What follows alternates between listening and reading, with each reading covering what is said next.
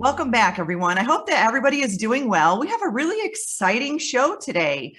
I have invited a guest. Her name is Brianna, and she's with Animal Rays. And Brianna is an animal Reiki Ray practitioner, as well as an animal color ray practitioner. And I found Brianna on my Instagram page. And I know I have discussed in several of my episodes my abilities to speak with animals and to heal and to communicate with them at a very young age, and how that ability or that gift kind of shut off for many years for me. And now I am beginning to tune in and tap in to that ability and gift. And speaking with Brianna, she also has had very similar journeys with animals. So welcome, Brianna. I'm so excited to have you on the show today.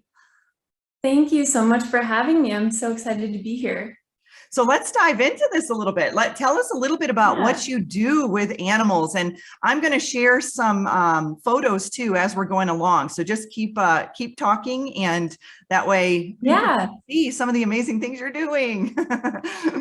So I think it's probably a good idea for me to just kind of tell my story a little bit of how I got here, just to give some backstory. So in 2018, I had my spiritual awakening. And that happened actually through figuring out that I'm an empath. So with this discovery, my world's opened up, and I realized I'm extremely empathic, and so much more than even that. But from there, I have always passion to work with animals. And I came across Animal Reiki Source, which is Animal Reiki taught by Kathleen Prasad. And I started taking animal Reiki classes. And through taking these classes, I learned how to work with the animals, and also discovered so many gifts that I have, and also really did some deep healing within myself to be able to hold space for the animals and be this conduit of source energy. So that's kind of how I got here. And I started offering animal Reiki sessions this year, and through my spiritual journey and awakening, I've discovered a new modality called it's the animal color ray. And so what I do is basically work with the animal's higher self and do energy healing with them and clear out any blockages or density within their bodies. Because just like humans are going through this ascension process, animals are as well. And, animals are our greatest healers, and they could also use assistance as well, I have found. So yeah, it's been a really cool journey. And I would say that color is actually, I would say energy and color are my first languages. I just always understood color, and it's kind of hard to explain, to someone who doesn't have that resonance with color. But I've always had this really great relationship with color in my life, and as well as energy. Reading energy is my first language. So yeah. And I feel that animals see differently than we do, and they see in these vibrant colors, because I recognize sometimes when my cat will notice things. He'll pick up on things really easily, and I'm like, buddy, what do you see? He's looking above my head, especially. Or I can feel the energy around me. I just don't necessarily see it. And I know that he can sense it there. And so when you're when you're reading these animals' auras, how does that work? How do you see that? So my business, Animal Rays, I connect with them heart to heart through a ray of light. And I go up into, I guess, my higher self and meet their higher selves, and I tune in, and I'm able to, my main spiritual gifts are clairvoyance, claircognizance, and clairsentience, in that order. And obviously we all have all these gifts, but that's kind of my strongest gifts. So I'm able to clairvoyantly see their energy bodies. I see their aura. I see the color swirling around them. And in a color ray session, am given certain colors to use in their energy body. And I also work with angels. That's a big part of who I am, is my work with angels. And so they come in, and really I'm just a conduit for their work. And I also can see their auras in a Reiki session. So with both the animal color ray and the animal Reiki ray, I provide an aura photo for the human. It's not for the animal, but I think it's fun for them to see what their auras look like and how I see them. Yeah, I love that. And I think it's amazing that people can see auras. I know I'm developing my clairvoyance. I think that when I was younger, I shut that gift off, and now I'm starting to develop it more, but I have enhanced clairsentience and clairaudience. And when I communicate with my little guy, Charlie, it's through clairaudience. Like I can really pick that up. Do you recognize that at all in your sessions?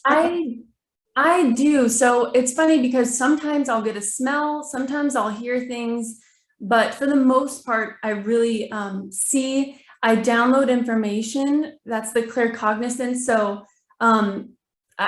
clairaudience, like sometimes I do hear things that sound like it's outside of my inner voice, but I always know when it's not my inner voice. I'm able to determine the two because it comes in really quickly. So that's kind of my claircognizance. And sometimes I guess I get confused if it's like clairaudience or claircognizance, like inner hearing. So, but sometimes I do hear things that are outside of me, but yeah, so it comes in that way for me. Yeah, that's really cool. It's so neat to meet other empaths and intuitives and, I know, just learn. It's so fun because, and I think even too, the two of us connecting, we're activating each other, in each of our abilities, which is even more awesome. And I was sharing with you before I started recording, my cat was on my lap all morning. He didn't want to leave. It was almost like he knew we were going to be communicating today. Yes. And so animals are so sensitive and they can pick up on things very easily. And I want to talk a little bit about, I notice in a lot of my client sessions where they have pets, their pets are having ailments and issues, and I'm correlating it to ailments and issues that the person is having. And oftentimes I'm seeing almost like the pets are a reflection of what needs to be healed within the person, and they're mirroring it back, so to speak. Do you recognize this in your sessions as well? Definitely. And one thing I tell my friends, I call them my friends, make sure you're paying attention, like the shifts within yourself, because our animals are so interconnected to us. They know what's going on in your life. They know about your upcoming doctor appointment. They know that you're going to work and coming back around this time. They know, they're so in tune with us, and we forget that because we don't communicate verbally the way that humans do with animals. And so I have found that they very much correlate to their person. And when they have shifts within their bodies, or even their humans have shifts, like let's say you go get a Reiki session, your animal will feel that shift.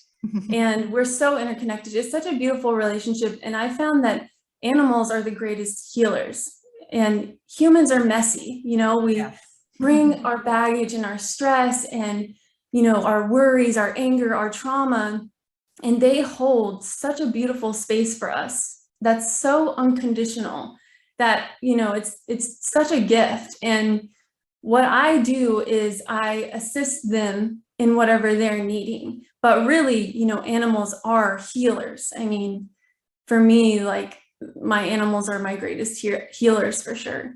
Yeah. And animals are like supercharged transmuting empaths, I feel like, right? Like when you're sad, your dog will lay its head on your lap, or when you're having a bad day, your cat will want to, rub up against you. And honestly, I feel like sometimes cats, people will say, oh, I'm not a cat person, but your cat's rubbing all over me. I'm like, it's because it's cleansing your aura. It's cleansing. Yeah, you're welcome. And so animals, they can see things in other realms, dimensions, realities that we can't always necessarily see. And I know as intuitive empaths, we can oftentimes pick up on it through our other senses, but it's something that we don't always visualize. I know for me, I've had several people over the past couple of years pass away, and I can tell when they visit me because of the way my cat responds, and I had one situation where I had a friend pass away, and I didn't know yet, and my cat started to respond very weirdly. And then about 15, 20 minutes later, I got a phone call from a friend saying that this person had passed away, and I'm like, he just visited me. Like I knew it by the way that my cat responded because he was always in tune with my cat. He always asked about him. And so I feel like they're there when we have our our guidance team around us, our ancestors, our angels, our higher vibrational aspects of self come in. Our animals are right in tune with that. And they can recognize things well before we recognize it, in the physical reality. What's cool is like, they're like our guides that are here with us in the physical. And that's really special, because we do have ancestors and spirit guides and angels, but these are our guides here with us in the physical. And that is so special that they are that for us. They are. And I've had, I would joke because I used to have 2 cats, and one I'd call my 3D cat and one was my 5D cat, because just the way that they acted. But, my other cat, I ended up having to put him down.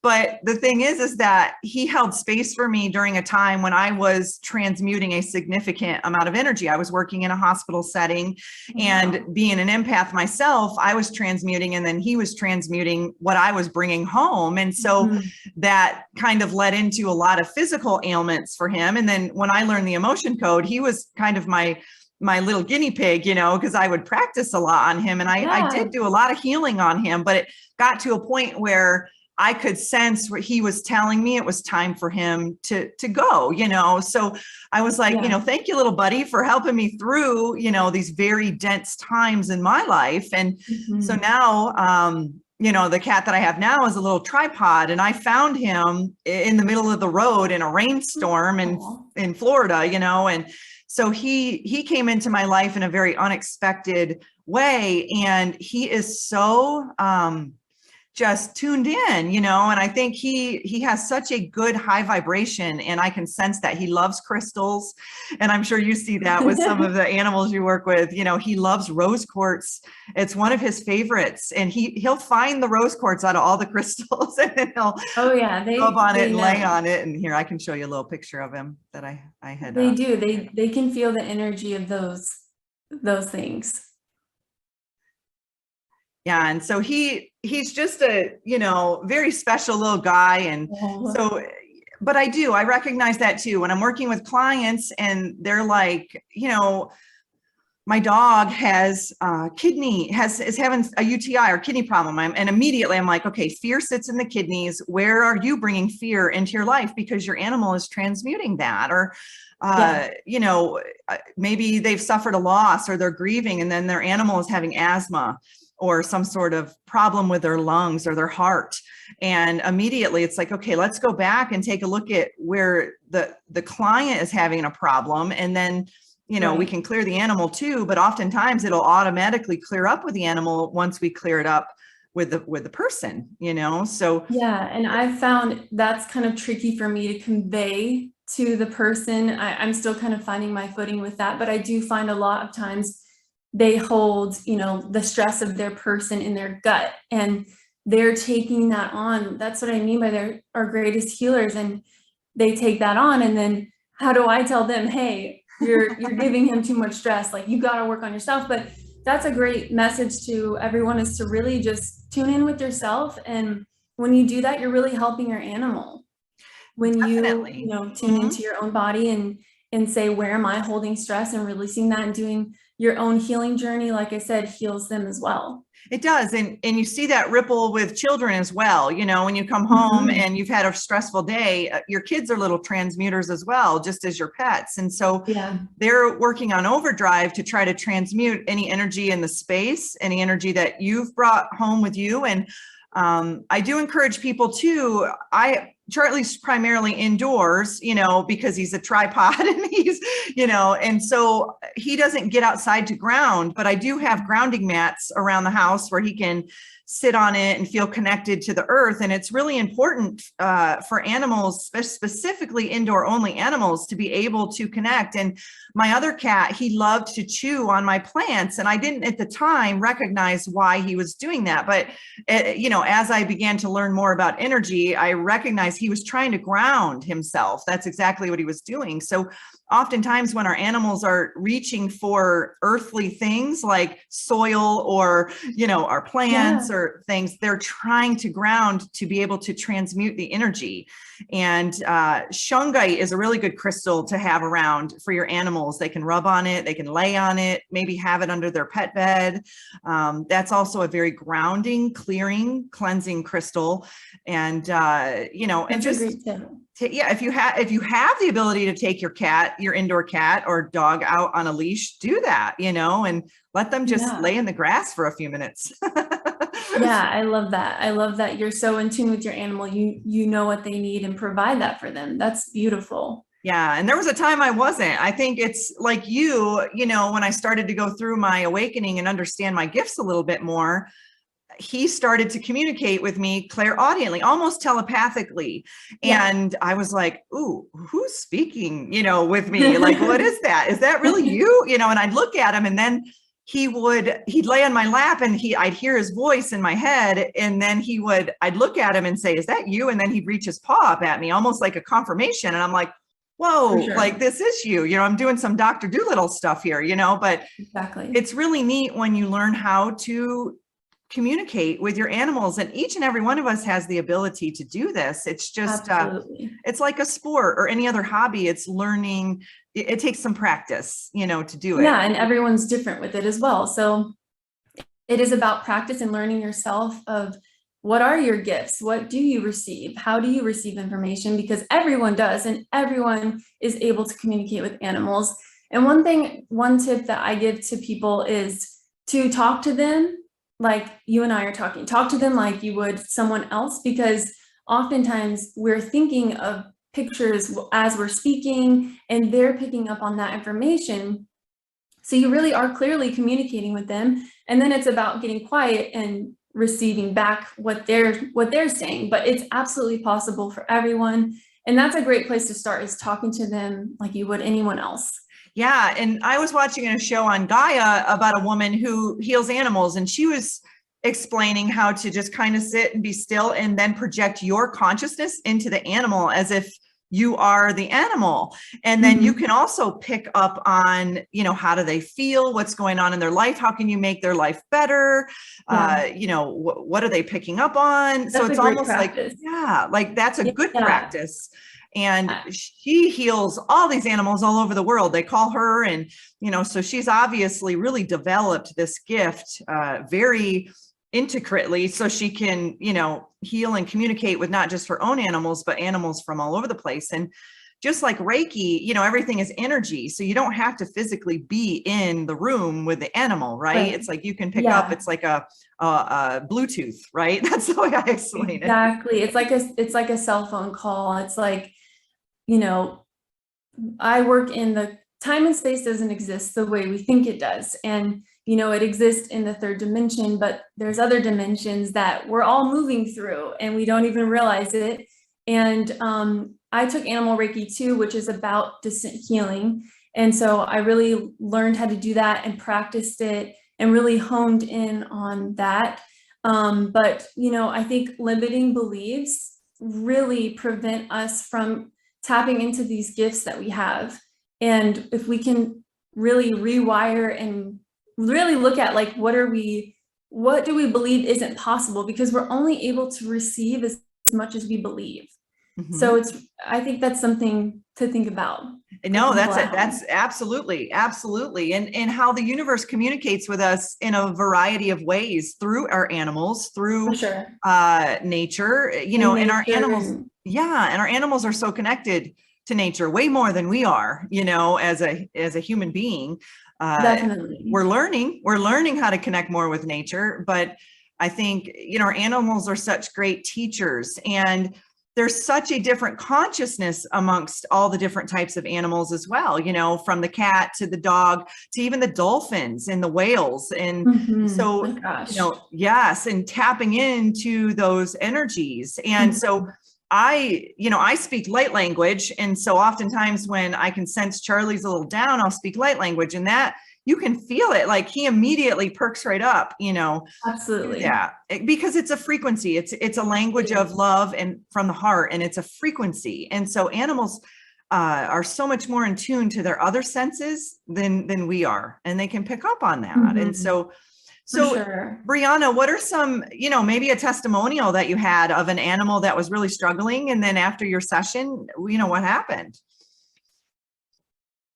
Yeah, I recently had a client whose dog was like a smaller, medium-sized dog, and she had this, I could see this, like, it almost looks like a dark, gassy smoke in this area that I was able to see.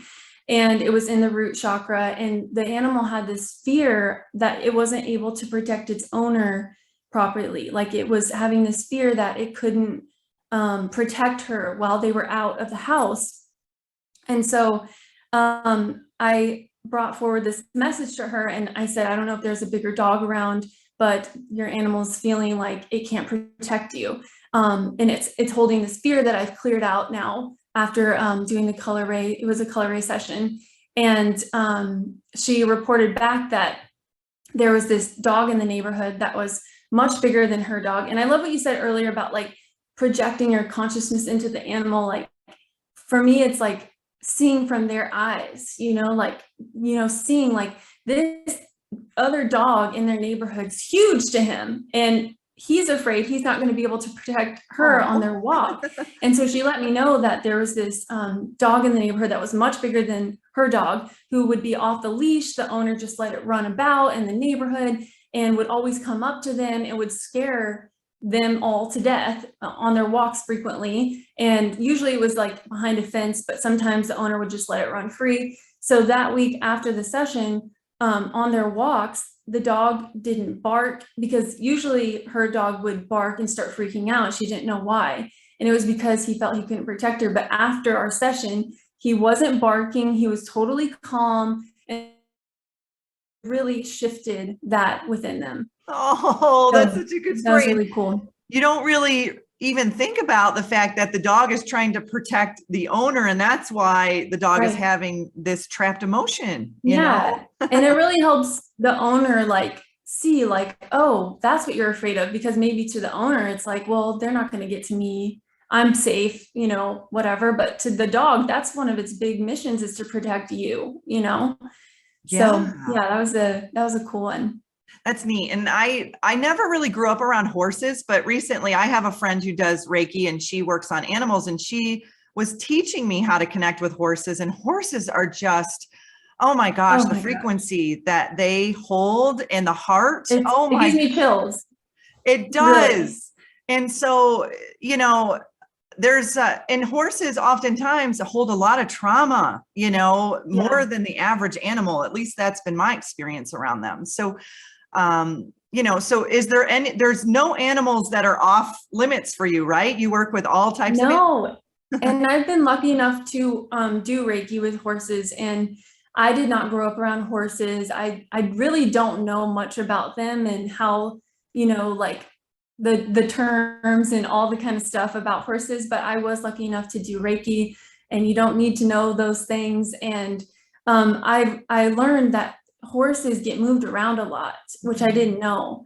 And they get moved into different homes and different people. And there's such a grounded presence. And there was a horse who was moved around a lot that I got to work with, and he wouldn't come near anyone. He was scared to death. He would stay at the back of the stall. If you were to come to the front door, I would never go in the stall, but he would just go to the back. He didn't want anything to do with humans. And I started doing Reiki, and slowly but surely over time, he started coming forward. And there's a lot of signs that I see with Reiki and color healing, where they'll start yawning, they'll start like dozing off and falling asleep. But that's the best thing, because they're finding such rest and peace within that, rather than that fight or flight, like always looking out, always being afraid. And Reiki is so beautiful for providing that peace and that rest where their body can heal. Because if you're in that stress hormone of fight or flight, your body can't heal itself. It's busy doing something else. And when you come into that state of relaxation, you really can heal. So that was, and they're so grounded. They're so wise. They're so forgiving for their circumstances. And that was a huge blessing, that experience. Yeah, I love that. And I love how, it can happen immediately like that, where they yawn or sleep, or it could take a couple of days. And then they're like a different, Sure. this Yeah. happens with humans, with Yeah. people or animals, when we work in Yeah. the quantum field and we're working with energy. It's just amazing how everything knows where it needs to go and where it needs to heal. Exactly. Yeah. And I love that you said that, because really, like, what we as Reiki practitioners are doing are just being a bridge for, this energy to come and flow through. And this work is so subtle that, very logical people who maybe don't believe in it, it's like, well, I don't see any difference in this. I don't see a physical difference, but it's not physical. So Mhm. oftentimes you won't, like you're saying, you won't see those signs. And sometimes the healing takes place later than the session occurred, but they are getting whatever they're needing. And that's beautiful. It really is. And another more physical remedy I love to use with animals is Bach flower essences. Oh my goodness. So when I moved across the country, I moved from Florida to Washington State. I had the two cats with me, and I started giving them, it's called Pet Remedy, and it's made out of flower essences. So it's all natural, but it Wow. works on an energetic level. It's very raises their vibration. And the Pet Remedy one has like 5 different flower essences in it for trauma, fear, and a variety of them. And I tell you what, that between the Reiki and the Bach flower essences, for those cats, for 5 nights to have to stay in hotels, and these were indoor cats that That weren't is around a so lot of cool. people. And I've it's never heard of only, that. yeah, it's only like maybe a few drops in their water, but it works on a vibrational level. Like, and there's like 38 or 39 different flower essences, but they have one specifically for animals. And I have recommended that to so many people, especially the ones that have horses that are bucking all the time or angry, or, it's like, just start putting some Bach flower essences in their water, and then you'll recognize the dogs and the cats. Everything is drinking out of that water That's bin so because cool. I they can love sense that. it. There's so much we Yeah. can do for them, so many natural remedies and in frequency, like you were saying earlier, like they pick up on that so strongly, like with crystals and, like you're saying, flower essence and Reiki, and all of these things are so, I love that it's non-invasive. It's not, there's no side effects, I think that's so cool. And I love that. I'll have to try that. Yeah, it's like a go-to. I always have it there. If you can't do the Reiki or the energy, it's like, oh, okay, I'm going to try this. And also another thing I've recognized that works good is solfeggio frequencies, which are a set of 9 different tones, and you can find these all over YouTube. And I play them during the day on, whether it be on my, on my speaker or on my television, and immediately I recognize my cat. It's like if he is kind of tense or irritable, I'll put those on, and it's like he just relaxes and goes right to bed. And so I think that our pets are good indicators as well as to how they respond to things is how we respond to things. So Yeah. sound, I've got a sound, like a tuning fork or a sound bowl, and my friend plays those and her animals just love it. It's like they really understand the healing capabilities of light, color, and sound more than I think Yeah. we do as humans. For sure. Yeah. And I think that humans hold different codes, and of what their gifts are. And some people it's shapes, some people it's numbers, some people it's sound, some people it's color. And it's really cool to incorporate all of those things for our animals because they pick up on frequency. They do. And then when we connect as light workers or star seeds together, then I'll do that. I'll go out on a hike with some of my friends and I'll come home and he immediately wants to be on my lap. It's like, he's like, Mom, I want some of these codes, like, where Yeah. have you been? The energy feels so good. And I'm like, hey, Yes. buddy, let me take a shower real quick, Exactly. But it's just really funny how they immediately respond. And so is there anything that you feel that we should share, Brianna, that maybe we haven't covered? Let me think. I think just trying to, I would say working on yourself, going into that for me, like going into my trauma, my limiting beliefs, all the conditioning that stacked up until my spiritual awakening. It's like an undoing of those things. And as we do that, we heal ourselves, we heal the animals. And for me, like once I cleared a majority of that, of course, we're always working on ourselves. We always have things to clear and to heal. But for me, like when I really cleared that stuff out, I was able to hold this space for others. When I learned to hold space for myself, I learned to hold space for the animals. And I remember listening to different podcasts during my spiritual awakening, and they would have mediums and Reiki healers and all kinds of different people, and they would say, well, how do you know you had this gift? And they would say, well, I've had it my whole life. Mm-hmm. And I would always be like, well, great, I don't have any gifts because I don't remember mine. But the truth is we all have amazing gifts, and really once you clear out that stuff, they will come to you in divine timing. So if you haven't discovered your purpose, your mission, what you're here to do, you will. And I just wanted to tell people that so that they don't think they don't have any gifts.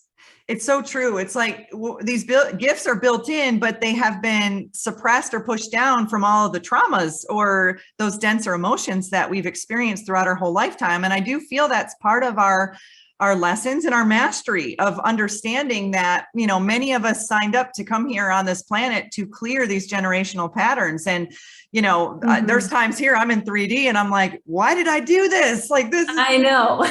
Trust me. I know what you mean. But then there's times when I'm like, oh man, my gifts are so awesome. And, at first it was like, finding out I was an empath, it was like, oh, this is such a burden, but now it's like, oh no, this is a superpower. Like greatest gift. Yes, mm-hmm. It's one of the greatest gifts. And a lot of it, you're so on point when you say that our gifts will open up the more we clear those denser emotions. And when I say traumas, it doesn't even have to be, a massive trauma. It's just those limited beliefs, those unconscious thought patterns that we have that are holding us back. And, working with the animals is a way to reflect back to us what we need to heal. So if your animal is struggling with something, ask yourself, where am I struggling with this too? And the body speaks to us so literally. It's like you have a problem in your elbow. Well, what does your elbow do? It bends, right. It's flexible. Where are you not bending in your life? Where are you not being flexible? Your back hurts. Okay. Your shoulders hurt. What do your shoulders do? They hold things for you. What burdens are you carrying? So really, just asking yourself and listening to your body and being more consciously aware of what your pets are going through, and then taking a step back and asking yourself, well, where can I heal this aspect? Because my pet is obviously, projecting this back to me as an area that I need to shine some light on. Yeah, for sure. For sure. Yeah. They are our greatest teachers and healers. And I'm so grateful for animals and, the whales, the dolphins, the monkeys, the birds, like what they bring to the earth and to us is just infinite gifts. And, I'm just so grateful to have found this passion. I feel like the animals led me here, and I'm just forever grateful for that. So I love that. So Brianna, if somebody wants to book a session with you, how can they find you? How do they reach out to you? Yeah, you can visit my website at animalraise.com. You can book a session at animalraise.com/book, and then come be friends with me on Instagram. I love the community that I share there. It's so much fun. Let's be friends. Animal Raise is my handle. Yes. And she has such a beautiful page. I mean, she's got so many beautiful pictures of her working with the animals and the animal auras. So if you're on Instagram, check her out. That's how I actually found Brianna, was through Instagram. I was very drawn to the beautiful images that she has on her page of all the animals that she has worked with, and then the auras. And I loved how you said it's not for the animals, it's for the humans, but I was definitely drawn to your page So I Thank appreciate you so coming much for on. saying that. Yeah, I appreciate you coming on today, Brianna, and sharing all that you're doing and continuing to shine your light on the world. And, for those of you out there who, if you are in tune with animals, then maybe this is a gift that you can tap into and really Yes. learning to develop it. And like I said, it's like a sport or a hobby. It takes some practice, but once you do it, you'll begin to realize that, this may have been a gift that I had in a past life, in a parallel life, or even as a child that maybe I shut down. Yeah. I love that. So, well, thank It you, was an Brianna. honor and a pleasure. Thank you so much.